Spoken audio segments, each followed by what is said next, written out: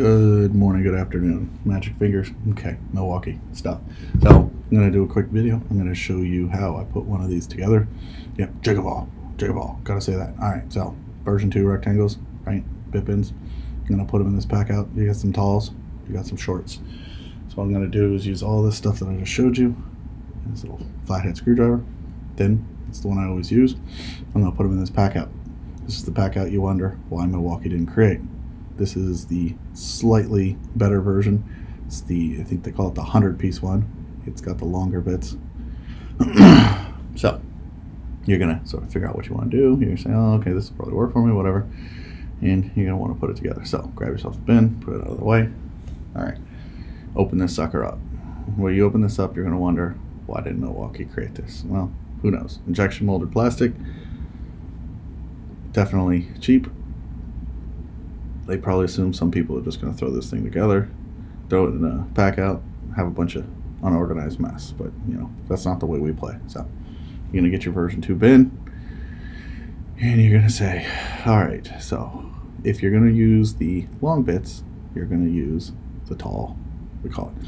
And this is sort of the magic spot here, as I've said before. The furthest to the short end and the furthest down always takes a little bit more effort. You basically put the bit holder in flat that direction, and you put that in close to the nub, and you basically are just gonna bend this bin a little bit and work it down into the nub. Make sure the opposite side that you're working on is seated.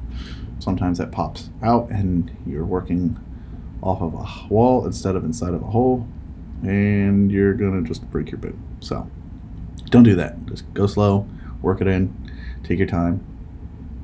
And when you get it to pop in place, I always put a bit in. I put it as close to the edges as possible. That way you don't just break something. Get it in, and then I work it. And just work it. Just work it. Work it, baby. There you go. So once you get it in and worked, it seats it. It sort of wears the plastic a little bit and gets it to where you need to. I start laying out some of my other ones and say, okay, you know, on here I'm going to do some short, and here I'm going to do some tall. Make sure your height works with it. Set the placement of your other one. Everything's going to work there. So we'll go ahead and put that on. Again, I've said before in the other bit bin video, the basic one, the center of the bit bin, there's a lot more flex. The sides, it's more rigid, so it's going to be easier as you start working towards the center. So you're going to get that placement where you want it. You're going to use your little flathead. You just work it down. Typically you can get those in there without even doing that, and there you go. That's where you're going to put some short bits. Work it. Yeah, I love working it. Okay, so general idea, here you go. You can have some talls in the bottom, and you can have longs in the next one that we put in there. We're just going to fill this sucker up. So to get an idea of where we want everything, good to go, good to go. All right, what am I doing here? Okay, I'm trying to see which ones that I want to fit in here. Oh my gosh, there's so many. All right, there we go. So what's next? Nut drivers, those will work.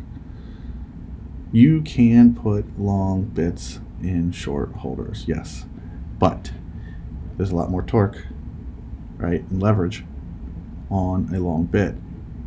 So when you put that in a small one, you have a much greater chance of breaking it. Little bits, not as much. You're usually going to grab more than one bit at a time on a little one when you're rotating it, whereas the long one, if you got it in a short bit holder, there's a good chance that you could break one if it was in one of the tight spots. So I always say, if you're not using one of the little 1-inch tips, use a longer holder.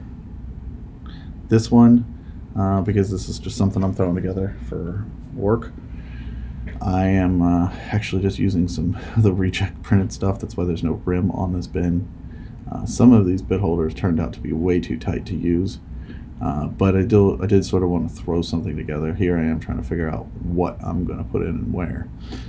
And one thing you'll notice is that you're going to reconfigure this thing like 10 times. See, here I am. Look at that. Oh, that was a terrible place to put it. So let's see. Okay, so we'll go ahead and grab a different bin. We'll throw it in here.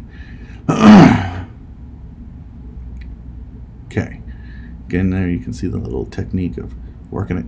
Rock, rock, rock the bit. Put it in there, get it down, all that good fun stuff.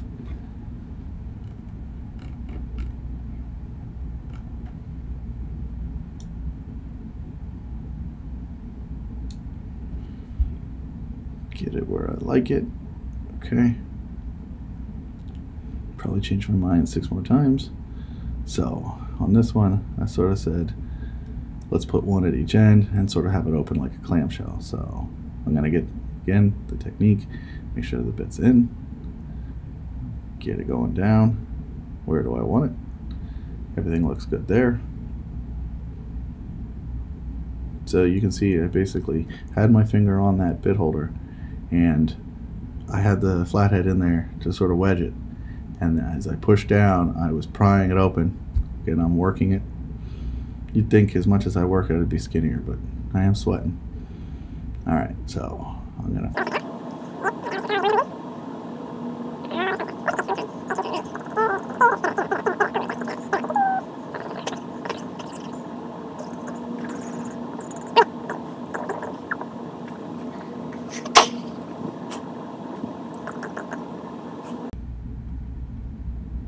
So I'm gonna offset these. I'm gonna put one on the bottom, and then I said to myself, well, I do want to put one down there, but that probably means I need to take one out. But you know, seeing as that past Jacob in the video doesn't realize this yet. Yeah, there he goes. I should have time traveled and told him. So we're gonna pop that one back out, and we're gonna drop this one down in there, and we're gonna offset it. Right. So the top one was on the first space. The bottom one's gonna be on the second space. I'm going to drop that down in there. And you can see rocking the bit. Get it down in the hole. Get a bit in. And use that to just... So you can see there, actually, me struggling, how tight it is. So, first of all, the bit holders are 3D printed.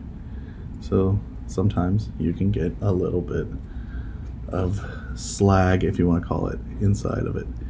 Putting the bit in, taking the bit out for the first time usually clears that, and then you're pretty good to go. But when sometimes we have some of the misfit sales, you'll see we'll say tight bit holders, and that's the ones that just didn't meet our quality, and they're just tighter. They hold the bit.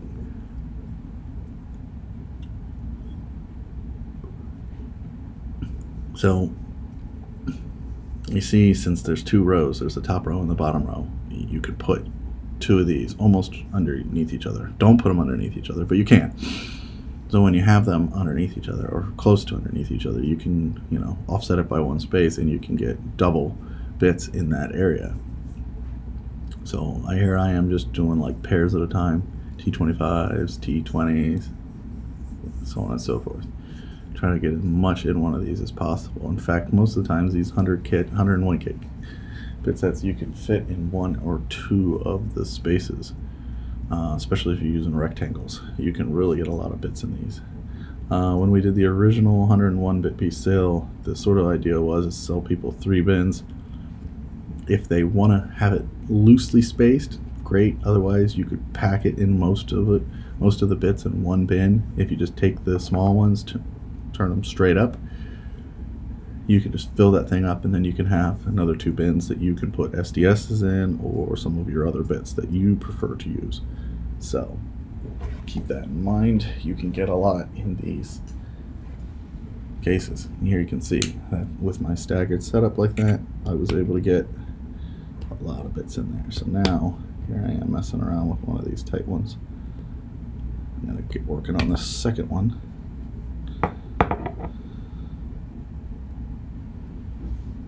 So yeah, I'm gonna get our flathead as always.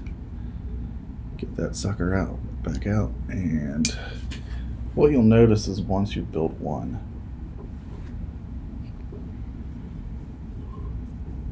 the second one goes a lot faster. You sort of figure out how you want to do it, and then you'll always go back and rebuild your first. So I'm gonna work it down into the holes, get it in there the way you like. Put a little downward pressure, and get it in. Yeah, so this is why you saw there, when you hold just the bit holder, it's a little harder to rotate the bit holder. So I always put a bit in and give it a little bit of work. Up and down, in and out, all that little fun stuff. Now, mainly just rotate it. When it rotates on the axis, it just sort of seats itself in.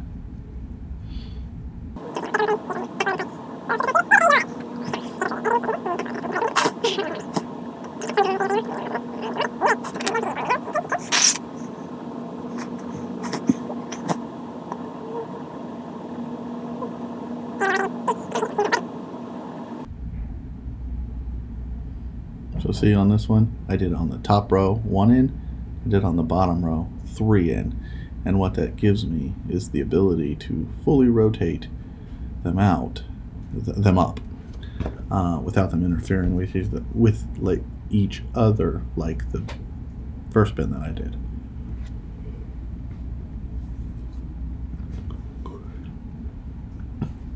So we're gonna go ahead and we're gonna fill that sucker back up. Fill it up. Fill her up. I'd like $19 on pump.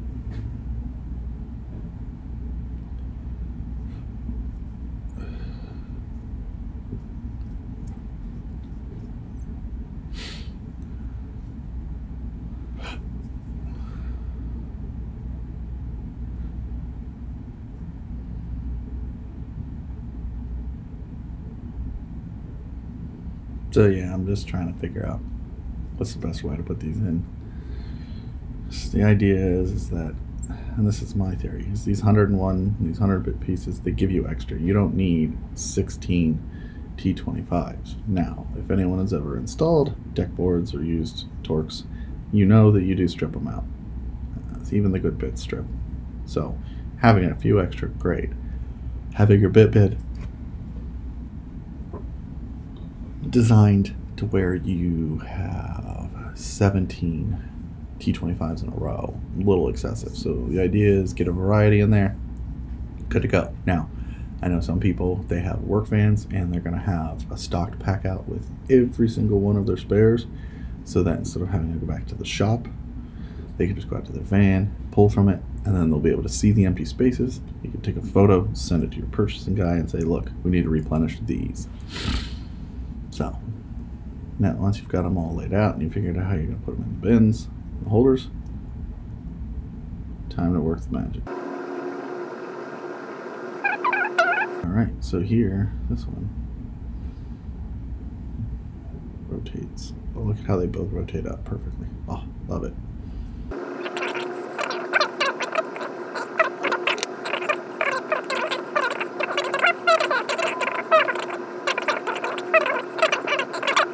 Watch this, see, that one just separated it completely in half, so we're going to start over on this one. That's fine. So put a stronger one in there, fill her up. On the the 1-inch bits, just the tip, you're able to stand those things straight up. You can really get a lot in there, so you could take this empty space and just fill it with that. The other ones, obviously, you have to have down at an angle. Here, yeah, tapping them in to make sure they're all down and seated. Turns out that was a bad idea because these tight ones were just not going to cut it. But, you know, you live and you learn. Sometimes there's a reason why you don't sell certain stuff to customers. If it wasn't good enough for customers, maybe it wasn't good enough for videos, but there I'm just showing how I seated it in, and you can see was spacing that properly. Those rows both opened. This one, I said to myself, look, see how you can't get that one up? See how I acting like it's all perfect? Oh yeah, just seat it in there. That one won't tilt in face. That won't tilt the full 90 and face straight up, because the bottom row, even though it is offset, it's only offset by 1. So you have to have them both at an angle to be able to get the top one to rotate up. Of course, the top one has to rotate up for you to get to the bottom one. And that's pretty obvious, but I'm just in there trying to seat them all. And then turns out it just wasn't going to work their way loose. They were just too tight. But you still get the idea on how to put one of these together. Rotating, I think I did it off camera, but I went ahead and popped that bottom one out and put that in the spot 3 instead of spot 2 on that bottom row. But you get the idea. You can have your talls in there, they clear each other, and you're good to go. I'm going to take the rest of the bits and I'll probably just put them in the regular holders there and then have all the organized stuff there. So thanks for watching, everyone. You can sort of get an idea of how you can work with these. Have a good one.